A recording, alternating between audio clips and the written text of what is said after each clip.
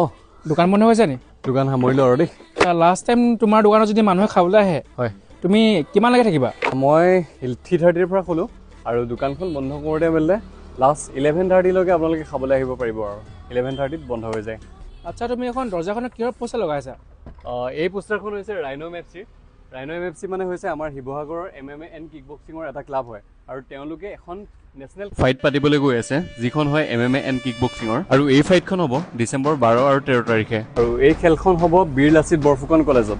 ব'লক মই এতিয়া আপোনালোকক লৈ যাওঁ ৰাইনো এম.এফ.চি. ক্লাবত। তাত কেনেকুৱা ধৰণৰ প্ৰশিক্ষণ হয় আৰু কেনেকুৱা ধৰণে কি কি টিকেট পায় ব'লক মই দেখাই আছোঁ। ফাইনেলি আহি পাই গ'লোহি মই শিৱসাগৰৰ পিয়লি ফুকন ষ্টেডিয়ামত থকা ৰাইনো এম.এফ.চি. ক্লাব। ব'লক কেনেকুৱা ধৰণৰ MMA এণ্ড কিক বক্সিঙৰ প্ৰেক্টিচ হয় ওপৰত গৈ দেখাই আছোঁ।